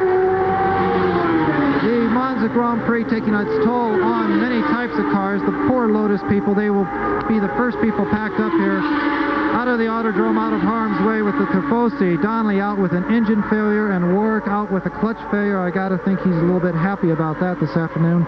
Bernard, the reason for him being out is also a clutch failure. Martini, the upper right suspension broke. I don't know if you could have picked that up with the hail of smoke that came up around his car going into the first chicane, but there was a suspension failure on his vehicle. We are staked out in McLaren. I certainly realize that Ayrton Senna is breaking track records. He's swapping them back and forth with Alain Prost. Remember, Senna is on the softer compound Bs. His tires are questionable for the distance. The Ferrari of Alain Prost is on a harder compound A. He should definitely be able to go the different distance. McLaren is a bit nervous. They're watching him on television to see if there's any wavering whatsoever in the handling of that P4 McLaren. Well, of course, Ayrton Senna has never won here at Monza. Last year, with 10 laps to go, his Honda engine let go and he spun the car out. Alain Prost, of course, has won this race 3 times. And, of course, Nelson Piquet has won the Italian Grand Prix 4 times, although one of them was when it was held 1 year down at Imola, where we bring the race to you in the spring.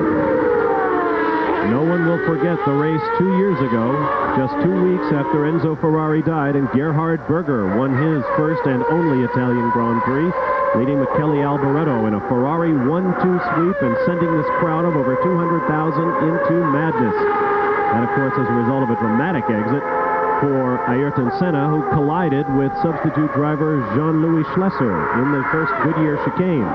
Schlesser, I believe, about to re-clinch his second straight World Sports Car title for Mercedes this year. Just done it. And glad to be out of Formula One.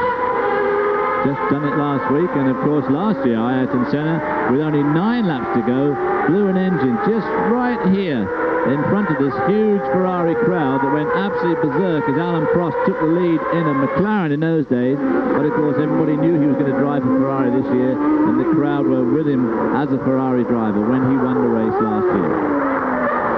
Once again, Ayrton Senna flashes across the line, and if there's any trouble with the tires on his McLaren Honda, it certainly doesn't appear to be the case right now. He has just run a lap at 1:26.764. and that resets his own fast lap record set in 1987. So another lap has fallen. Oh, I don't think Senna ought to be allowed to keep it because Alain Prost has just come through at 1:26.752. We have a car slowing, just approaching the Lesmo corner. The amazing progress Capelli and the other Leighton House. Excuse me, David. The progress of these normally aspirated cars is quite astounding, really, when you think of what power those turbo cars cranked out just a couple of years ago. And here these cars are now regularly breaking lap records and qualifying records. Nannini being put a lap down there. Benetton boys will be upset at these prospects. Nelson Piquet blew a tire and needed a pit, and now Nannini has been run down by the leader and lapped. He must have stopped. He's either stopped or is going slowly now, because Nannini was in fact only some 6 or 7 seconds behind the leaders for a long time. He must have had a problem. With 37 coming up on the end of lap 38, it is Senna by 7.5 seconds over Prost. That gap about stable for the last 8 or 10 laps. Gerhard Berger runs third, 3.3 seconds behind Prost. Then Nigel Mansell, 24 seconds back. Riccardo Patrese and Satoru Nakajima having a good run in the Tyrrell. He's now into the 6th and final points-paying position, but he too about to be lapped by our leader, Ayrton Senna. So 6 cars, all of the points cars, are on the lead lap. 15 cars remain, make that 14 cars remain in the race now that Capelli has dropped out. Let's get more on the developing tire story with John in the pit lane. Well, as far as Nannini's story is, it was a 4-tire change for him, a very quick one. It happened during our Terry Boutsen interview. We could not cover the 2 things at one time, but Nannini came out of 6th place, I believe, and made quite a fast pit stop, but at an average speed of 146, 148 miles an hour. Any time spent in these pits, not all right. Any time spent in these pits is absolutely devastating to your position back out on the circuit. It just took too long. No one else is stopping. Well, that drops Nannini to, he's only back to 7th spot now, and he's some 10 seconds behind Patrese. So Nannini now with his new tires may well be able to get cracking here again. The Benetton Ford V8 engine car again going extremely well here with his long straights, equipping itself very well in practice and qualifying against these V10s and V12s. The gap between Prost and Senna just settling at round about 7 seconds, just a fraction under 7 now, 6.8 seconds. So Prost certainly not out of this by any means. Once more, Ayrton Senna has completed fast lap. Now the record is down to 126.662. Prost just about matching that on the last lap at 126.786. And Berger has now broken into the 26s at 126.916, his best lap of the race. The one guy who's not looking too good now is somebody you're not seeing. That's Nigel Mansell, who's now 16 seconds behind Gerhard Berger, and he's lapping in the middle 28, so he's about 1.5 seconds off the pace, and obviously we don't know why, but I expect this crowd of Italians here will want to jolly well know why as soon as possible, or somebody's head will roll, I expect, but Nigel will be rolling his own head at year-end when he retires from Formula One racing. We don't yet know whether Nigel Mansell has gone from motor racing entirely. Should they finish this way, Ayrton Senna will pick up 9 points and move out to 72. Alain Prost will pick up 6 to go to 56. Prost must get something done very soon. Just about 30 kilometers away from the Autodromo Nazionale di Monza, home of the Italian Grand Prix, lie the Alps, and just over that very first range on the edge of Lake Como lies Switzerland. There is snow on those mountains much of the year, and there's certainly some this weekend. It's been a beautiful weekend in northern Italy for us.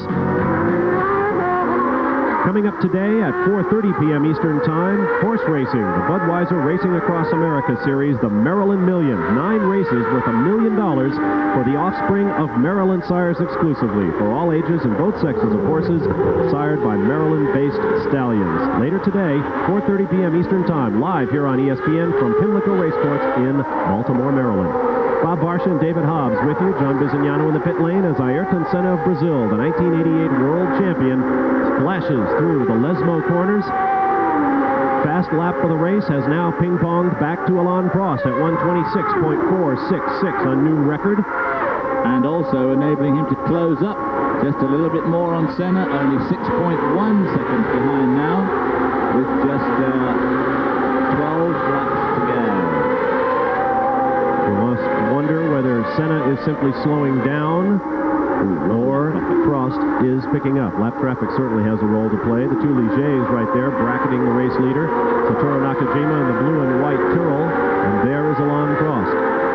John, of course, has brought out a very important point, and that is that Senna has chosen to go on the soft tyres, Prost on the hard, which would explain why Senna was being so circumspect with his teammate behind him early on. Just was not going to put those tyres to any trouble at all in the early stages of this race. The gap, 5.1 seconds from first place Senna, back to second place Alain Prost. So the gap continues to dwindle. There is Senna, and flashing into the back of your picture, Alain Prost in the Ferrari. The Tifosi that have lined this stands by the thousands, lined this racetrack, I should say, are quiet now. This is not the kind of drama they want. They want to see Ferrari get out front and stay out front. This stalking game, played so well by Alain Prost, I'm sure, is not much to the taste of the Tifosi. And getting this big a crowd for a race like the Grand Prix of Italy is quite a financial boondoggle as well. $235, a key grandstand seat for the weekend. It can cost you as little, if that's the right word, as $60 just to get in and walk around this huge park that houses the Monza circuit. Prost cannot wait. He flashes past Nakajima into the Parabolica. I will wager that Prost lost a bit of time on that lap. Nakajima, I think, was trying to help him, but actually made it worse for him. We'll see as he crosses the start-finish line. The gap, yes, it did hurt him, back up to 6.1 seconds with 10 laps remaining. Alain Prost must hurry the Ferrari. He's also got another piece of lap traffic to get around. That's one of the Ligets. Ayrton Senna, meanwhile, having a very clear run just at the moment. There you can see at these terrifically high average speeds. This race is being run at well over 140 miles an hour at the moment. How far behind? Just 6 seconds. Doesn't sound much, but when it comes on that long shot, I mean, the guy's practically out of sight, and it's still only 6 seconds. Someone like Indianapolis, of course, where 6 seconds is, nearly a quarter of a lap. Speaking of Indianapolis, we mentioned earlier that FIA President Jean-Marie Balest has declared war on the CART IndyCar Series opener in Australia. He has also announced the formation of an international oval racing series. Now, this is in line with the things we talked about when Indianapolis Motor Speedway President Tony George visited the French and British Grand Prix earlier this year.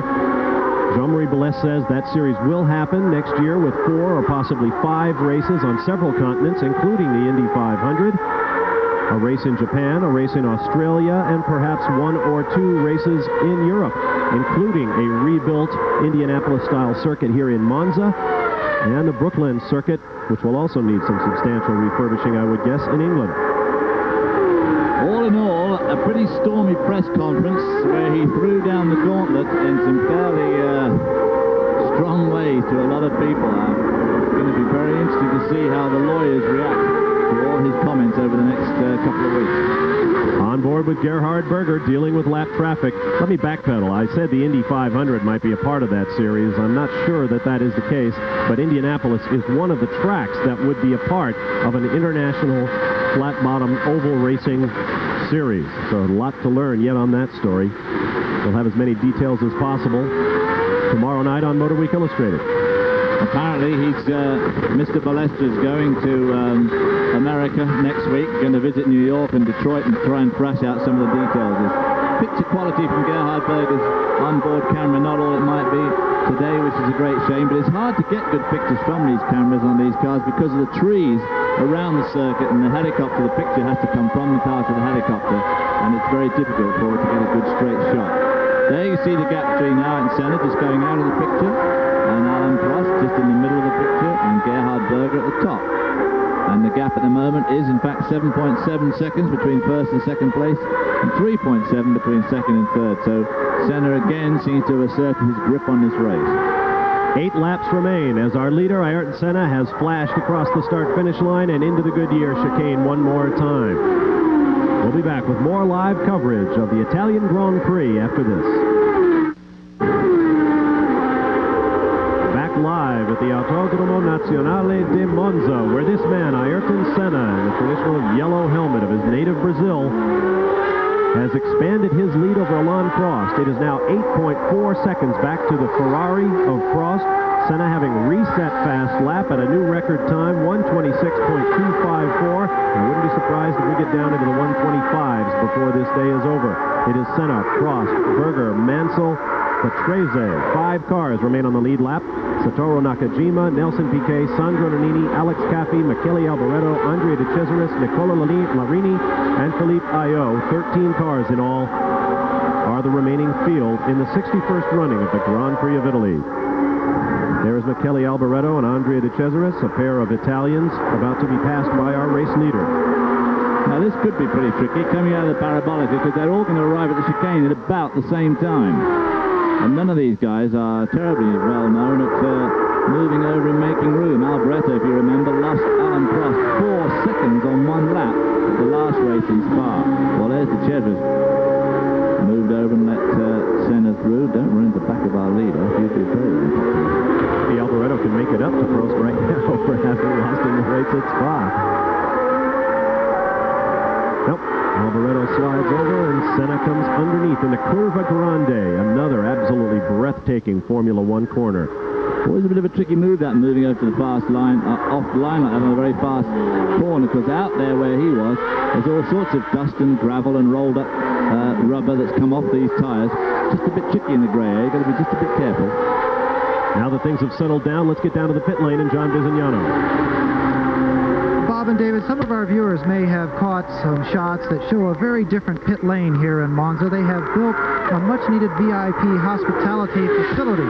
It costs about $50,000 a year to claim a booth that will hold around 40 VIPs for all events held at Monza.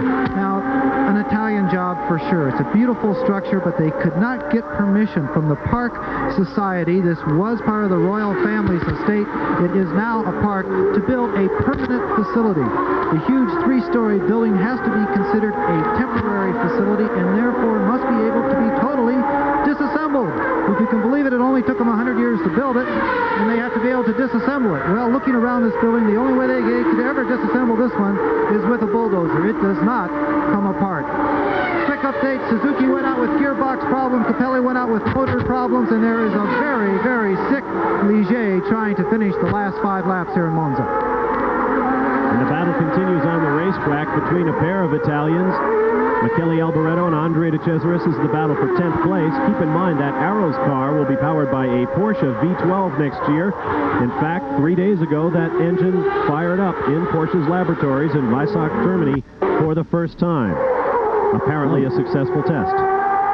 Rather more successful than that camera cut there. Whatever happened, we had a bit of a splurge there.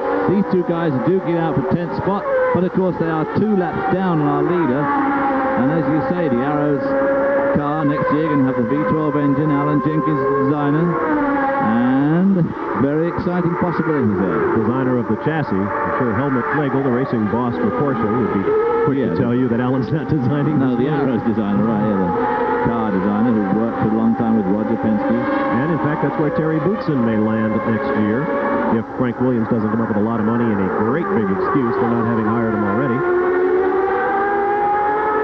And this battle for 10th place is about to become a part of the battle for the lead, as here comes Alain Prost, the reigning world champion of the #1 Ferrari.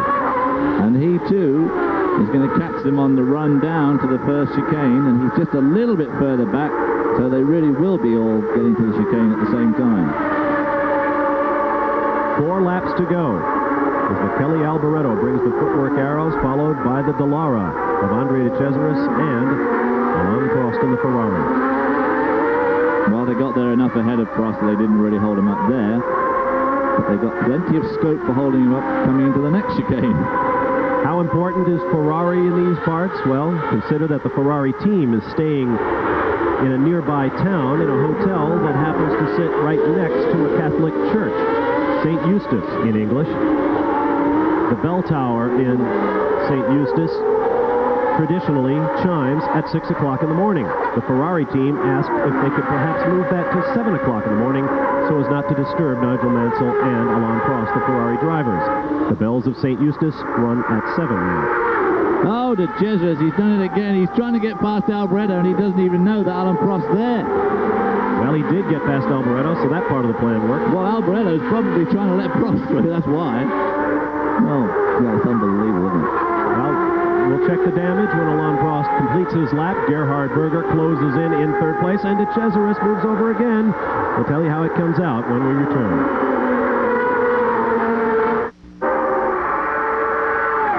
Back live at Monza as Gerhard Berger takes the McLaren around Andrea De Cesaris. De Cesaris has 10th place, but Alain Prost is plenty angry. In the space of one lap, as De Cesaris busied himself with Michele Alboreto in the battle for 10th, Alain Prost went from 8 seconds down to nearly 12 seconds down to our leader, Ayrton Senna, with 3 laps remaining, coming up on 2 when Ayrton Senna, our race leader, crosses the start-finish line. And at the same time, of course, Gerhard Berger in the other McLaren caught him up, and he's now only a second and a half behind him instead of about 4. So Alan Prost will be pretty peeved at both those drivers, although to give Alboreto his due, he was trying hard, I think, and De Cesaris was just completely unaware that Alan Prost was there, in spite of all those blue flags, which no doubt he thought Alboreto was getting because of him, De Cesaris.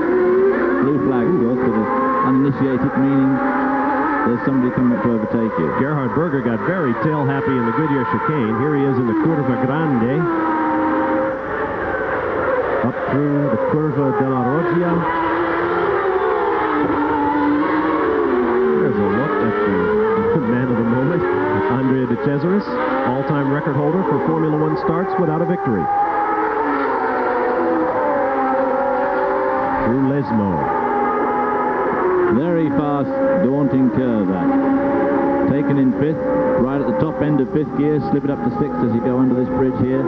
So you come out of the Lesmo at probably 155, 160 miles an hour. Here's another Arrows. This is young Alex Cappy, the Italian, being passed by race leader Ayrton Senna. There'll be 1 lap to go when he crosses the start-finish line. You wonder what must go through Michele Alboreto's mind. Here was a man who was once the toast of Italy, the lead driver for Ferrari. Just a few years later, he's running around in what is, well, let's put it bluntly, a second-rate machine. Next year they will get that new Porsche V12, but it is doubtful at this point that Michele Alboreto will be there. The Pagliacci of Formula One, gentlemanly and gracious on the outside, but he must be crying on the inside. We are on the last lap. Ayrton Senna hoping to break his own personal jinx and score his first victory at Monza. Now here you see the Ferrari team hard at work dismantling their pits. You see those closed pit doors with the blue numbers behind. When the Tifosi hit the racetrack, you had better have everything behind locked doors unless you want it to become a souvenir. An X-part, as it were. And there is Michele Alboreto up on the curb. What a shame, right on the last lap. What a way to end your Grand Prix in Italy, your home country. Ayrton Senna, with a victory, will have 26 and will take total control of 3rd place on the all-time win list. Here comes Alain Prost. His 43 wins set the pace. And with 4 races yet to run after this, Ayrton Senna will draw a firm bead on Jackie Stewart for 2nd on the all-time list with 27 victories. He will also gather up 3 more points, widening his 1990 World Championship lead to 16 points. And Alain Prost will no doubt be getting desperate. The checkered flag waves at Monza. The 61st Italian Grand Prix has come to a conclusion, and like so many other races before it, it has been mastered by the fastest man in Formula One, Ayrton Senna. There is Gerhard Berger from his onboard camera. Senna getting another fastest lap. That is a place where Alan Prost really excels. He is the #1 in race wins, and he is the #1 in fastest laps by far. Ayrton Senna picking up fastest lap today, but as I said, I'm pretty sure that this circuit suited the Honda and the McLaren setup, and I just feel that both Portugal and Spain, which are much more handling circuits, will really play more into the hands of the Ferrari. And the Ferrari certainly was not absolutely out of it today, only losing by 6 seconds. So I think the next couple of races could be extremely competitive. The final margin of victory, officially 6.054 seconds. Senna, your winner. The Tifosi are quiet except for those few waving the flag of Brazil for their man, Ayrton Senna. We'll be back with more live from Monza.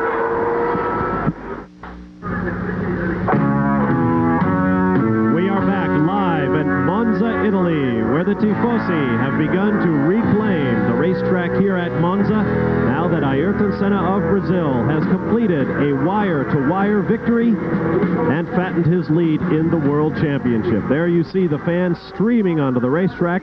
In a few moments, you will see a celebration like none other from here to, well, perhaps the 24 hours of Le Mans. Here are final results. Ayrton Senna with a victory by 6.054 seconds over Alain Prost. Gerhard Berger finishes another 7 seconds, 1.3 seconds behind Prost, 7.4 behind Senna. Behind him, Nigel Mansell in the Ferrari, nearly a minute back. Riccardo Patrese in the Williams finishes 5th. And in the final points position, Satoru Nakajima of Japan, his first points in a Formula One race since Phoenix to kick off the 1990 season. Easy, folks. Plenty of room and plenty of time. There you see 27,000 people all struggling to get through a gate that's only about 2 feet wide. And a good day for the statisticians. Ayrton Senna with that fastest lap today puts him now equal 7th on the all-time list with Nigel Mansell, Clay Regazzoni and Jackie Stewart. So one more fastest lap will give him a solid 7th spot. And his next target will be another Englishman, Sterling Moss, who had 20 fastest laps in his career. But of course you must remember that Senna really has got a relatively low score of races. This is only his 106th Grand Prix. And so his statistics are really adding up to pretty awesome. Indeed, soon, Ayrton Senna, and in fact, I believe this year, Senna has a chance, should he win the polls the rest of the year, to achieve 50-50 parity. Poles in half of his Formula One starts, and that has never been accomplished by a man with 100 or more Formula One starts. Fangio, of course, came very close to that. Fangio's most amazing statistic was he only did 51 Grand Prix, 51, 52, can't remember exactly, but he had 48 times on the front row, so he was only off the front row in 3 Grand Prix, which is absolutely mind-blowing. Different days then. This is now. In 1990, Ayrton Senna is the master in Formula One. He wins today, and we'll be back with more live from Monza. Moments ago, this start-finish line was the scene of 200-mile-an-hour Grand Prix racing speeds. Right now, it is the scene of a celebration that only the fans at Monza can provide. ESPN Speed World coverage of the Formula One Grand Prix of Italy has been brought to you by Nutmeg Mills. Look for the Nutmeg Athletic Department at a store near you. And by Quaker State. The Big Q is one tough motor oil. The Ferrari flags wave, but they wave in defeat. Alain Prost comes home second to Ayrton Senna. Here's a look at final results. Senna by 6 seconds over Prost in the Ferrari, followed by Gerhard Berger of Austria for McLaren, Nigel Mansell for Ferrari, Riccardo Patrese and Satoru Nakajima 1 lap down, but with that all-important 6th and final championship point. Nelson Piquet leads the second 6, followed by teammate Sandro Nannini, the first time since Monaco that the Benetton team has failed to score a point. Alex Caffey finishes 9th, followed by Andrea De Cesaris, Nicola Larini. Michele Alboreto spun out at the Goodyear chicane on the very last lap, and Felipe Ayo finishes 13th, the only car still in it when the checkered flag flew. We'll take a look at the driver championship. Ayrton Senna picks up 3. He now leads Alain Prost 72 to 56. Gerhard Berger is still in 3rd with 37 points. Terry Boutsen still 4th with 27. Nelson Piquet still in 5th with 24. On the manufacturer side, McLaren now with a fat 37-point lead over Ferrari, followed by Williams-Renault, Benetton, and Tyrrell. David, it has been an eventful afternoon, certainly beginning with Derek Warwick's crash. Your final thoughts as the party begins down in the pit lane. Well, of course, Nigel Mansell must be very disappointed. He was 4th here today, nearly a minute down, but on the bright side, those are the first points that Nigel Mansell scored since France, which is pretty unbelievable, and he must be wondering what's a lot of joviality going on the board here. Alain Prost didn't have his Goodyear hat on. Is that another sign, we ask ourselves, that Pirelli are trying to move into the Ferrari bandwagon? Who knows? In this Formula One game, there are If you are an Italian tire company, you certainly want your tires on the most important Formula One team in Italy. As the party continues in the pit lane, let's get a first-hand report from the scene of the incident. Here's John Bisognano. You might call this a party, Bob. That's because you're very safe, locked away behind the grandstands. I'm out here in the middle of about 100,000 Tifosi. One thing I want to bring up is that there's 4 races to go here, and all those races have much lower average speeds than the Monza circuit has. The torque of the V10 Renault and the Benetton V8 and so forth, the Ford Benetton V8, will have a better advantage of doing well. Of course, the Ferrari is a very torquey engine, as opposed to the V12 Honda, which depends on very high RPM, very low, very small rev band. So this particular, V10 Honda, this particular race was absolutely suited for the Honda, and I don't think the World Championship is over with at all. I think the next 4 circuits in Spain, Portugal, Japan, and Australia will be very much different than you saw here in Monza, and a lot of competition yet to come here on ESPN. I'll tell you, folks, we got Tifosi in front of us, we got Tifosi to the right, we got Tifosi to the left, we got Tifosi behind me, but over there, I have a plan. Door 07, behind that door is Donald Forrest, Ryder Houston, 2 fast knocks and 1 slow knock, and the door comes open and down on the legs and arms of about 10,000 Tifosi trying to follow me. We're out of here, guys. Oh, I heard Bruno Giacomelli correct you, John. It is Tifosi. You insist on putting an R in there. Tifosi have taken over the racetrack, and the biggest Ferrari flag I believe I have ever seen, the Cavallino Rampante. They did not win today, but it is very much a Ferrari racetrack still. But I think, as John pointed out, the next 2 races, and as I said earlier on, the next 2 races I think are going to be very strong for Ferrari. And of course, Senna, with this funny scoring system, is going to have to start dropping quite high numbers of points after the next race. That next race, of course, is the Grand Prix of Portugal, which will be coming to you in 2 weeks on Sunday at 1 p.m. Eastern Time. Note that time, 1 p.m. Eastern here on ESPN. Spain will follow 1 week later. It has been a beautiful weekend here at Monza. We hope you've enjoyed it with us. I'm Bob Barsha for David Hobbs and John Bisognano. We're on our way home from beautiful northern Italy. For now, ciao.